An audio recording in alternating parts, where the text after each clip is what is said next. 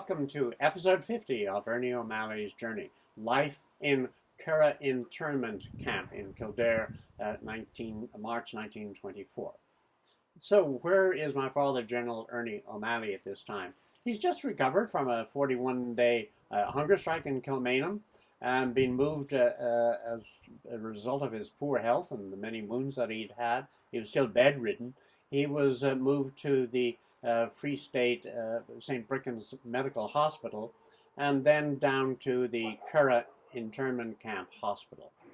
So at the end of that, he was moved out for probably security reasons because the hospital was on the outside of the camp and the Free State didn't want Ernie O'Malley to escape. And so they put him into the inside of the camp. So let us see what life is like in the camp and who his roommates are and what the conditions are generally. So I'm going back to reading from The Singing Flame, where he describes this. Our medical officer, Dr. Jack Comer from Galway, sent me to the Curragh Camp Hospital. But some hours later, I was ordered to be removed by the Free State Police, who said I could not remain there. Dr. Comer protested, but I had to go to a hut. Evidently, the hospital was not regarded as sufficiently safe. I think they mean secure at that point. I had heard of camp life, of the noise and the bustle, the lack of privacy, and I looked forward to it with dread. The camp huts were of wood, and each contained about 36 men. The beds were in rows against the walls, with a passage down the center. Our hut was reasonably respectable. Very few windows had any glass. In its places were strands of barbed wire. There were gaps in the floor, all superfluous wood having been removed for firewood. During the nights there was a tramp of heavy feet as the military police unlocked the door and counted us. Often they would flash lamps on our sleeping faces or pull down the clothes to ensure a bed was occupied. In the morning, the doors were opened at 7 o'clock. Men outside for their jerks in the open and washed for running water from behind a series of huts. Orderlies carried in breakfast, or men prepared their own, using a tin can in which holes had been punched like a brazier, cardboard and papers supplied for the fuel. Inspection of huts occurred at 10 a.m. Huts were to be expected to be cleaned and tidied, beds made up, and all men indoors. The men stood at ease at the end of their beds. At the command, the hut leader, then they sprang to attention and numbered off while the Free State officers checked the count. Each hut had supplied orderlies for drawing food, for the cookout, for fatigue work, and for sanitary squad. Rows of huts faced each other throughout the camp, backed by the playing fields. The camp was surrounded with heavy rows of barbed wire, with sentry posts on platforms at intervals. At night, powerful lamps lit up the limits of the camp, and the military police prowled around. Even in daytime, we could not walk within a certain sentence of the barbed wire entanglement, which were placed at a considerable distance from the nearest huts, so as to lengthen the tunnel which prisoners would be expected to dig. My hut contained 2 touts, as suspects or spies were called. Touts, for the most part, were criminals who, instead of being sentenced, were forwarded to camps where they could supply a certain amount of information in return for not being imprisoned in jails. On my side was a Clare farmer, a strong farmer, who smoked his pipe continually. Even at night, he awoke to light it. He told me of the wild life near his place. His eyes were far away when he described lakes and wooded country. His pipe drew curves and spirals to copy the startled flight of widgeon, woodcock, and snipe. Mostly at night we talked. He filled his pipe 5 or 6 times, and I could watch the glow flaunt his face out of the darkness when he struck a match. We talked of hunting, poaching, and shooting. I never shot unless I was hungry.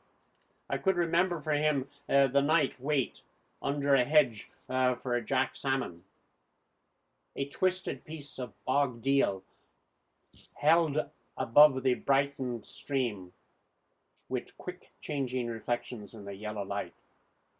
A man with an upraised grip would wait to catch the red shining eye of the jack before he fanged its belly. As the months passed, we talked in the pipe glow. When I came through bogs, there would be 2 sounds: the gurgling water bubble of mating curlews, not less wary, and the feathery thrash of jacksnipe as he came down in a curve with a tail outspin to make his goat sound. In Irish, he was the airy kid. Then the mayfly gorged yellow bunting, quinchat, and trout. Trout would be too full to nip the water now. In the evenings further on, they would move out their bank shade to rise at dusk. He knew the ways, flights, and feeding ground of birds and game as the countrymen or hunters do. When the moon came through the barbed wire, he'd talk of line out for geese. In strong wind and light, they would come high. That watching I'd always liked best. The moon would angle on patches of water. Black clouds would furl up and be undershot. Light would drift through as in an El Greco sky. Wild swans would come up in a thunderous wind hum, darkening out the light. Widgeons' long pinions spread added to their speed. Then the gaggle and a distant heavy beat. Wild geese, maybe with a thick black gander leading their wedge. Shotguns would let loose. The geese would throw themselves back into the wind and soar high. So here my father is not only imagining but remembering and talking of things he loved on the countryside. He was, in a certain sense, a country boy and also a city boy. So he loved his early life in the west of Ireland. And from readings in On Another Man's Wound, we see how those memories stayed with him. And so it's not surprising that he was able to sort of wax lyrically about the beauty of the landscape, the fauna, the birds, and clearly he also you see the attention to detail that he had and how those stuck in his memories. Now, we heard him describing one of his hut mates, and here is another. On my left side was an ex-soldier from Westmeath who had served in France. He had been unspoiled by the war. He did not carry that tough military look around with him. He had made it his business to look after my food and to cook for me. I had not known previously anyone in my hut. I expect that was why I had been sent there. Hardly any of the men had been officers. That I liked best about them. There was a great strength in the men, if it could be properly directed. I was told stories of myself, what I had said or done in different places. I could not recognize myself for the legends.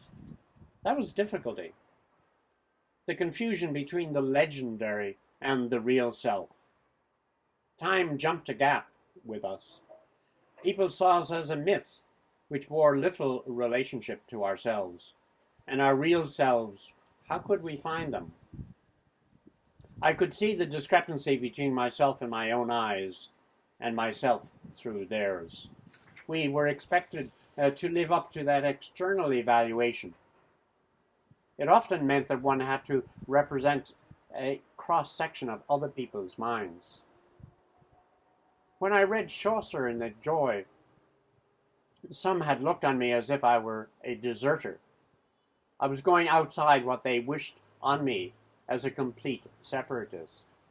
My radius would be narrow indeed if I would only think or act as the movement wished. If I had not been able to go outside of my organization in the earlier trouble, I could never have been able to even end the fight. And now I would be drawn too closely by the web of a movement.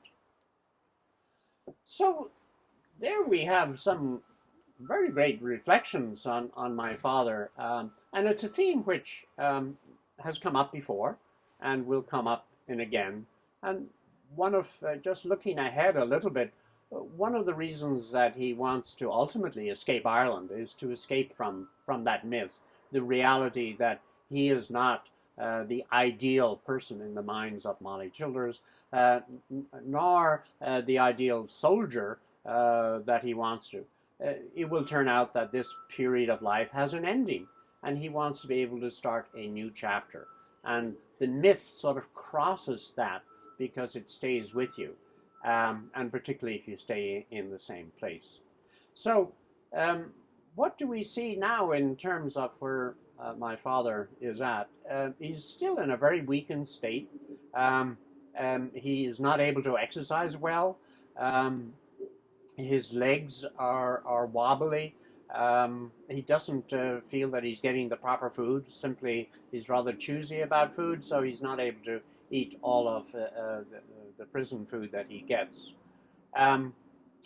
He's been placed in a hut where he knows no one. And very interesting observation that he makes there, that there are no officers and these are just men. And he feels very much at home with the men. It's sort of extraordinary when you think of who my father was and what he had done and what he had read.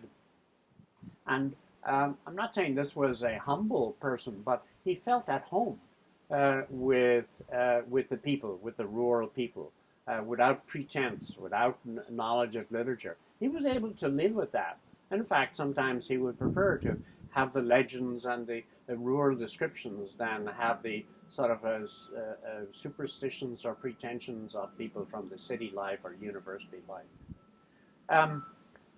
Another thing which comes out here is when we refer to the touts or the spies or the informers who were in the cabin. That would be another reason, of course, why he would not raise the subject of politics, because that information would leak out to the Free State. So it was safer for him to stay on the rural subjects. But it also underlies sort of a basic trend throughout my father's life. And one has to remember that. I mean, we can look at it as paranoia, if you want to put a medical term on it. But let's look at it in the reality of life. Here was a person who had to change name constantly. He was a Gallagher in Donegal. He was a Ryan in Dublin. He was a Stewart in Kilkenny and in prison. Well, you have to remember the names that you're known by and the circumstances under which you are. And so it is really not terribly surprising when, and he thinks, tracked by the RIC, by the British, by the Free State, and maybe when he goes abroad, when he's still a member of the Sinn Féin and the Irish Parliament, maybe it's not too absurd to think that he's being traced and tracked by the British authorities in France, and maybe even in Mexico when he gets down there. But the perception that he had was built up, I think, on the reality of how he was able to survive. And paranoia actually is a protective mechanism. It makes you sort of shut down in a certain sense, and you're not quite as open. So that was what my father was. He was a survivor. He adapted to the circumstances.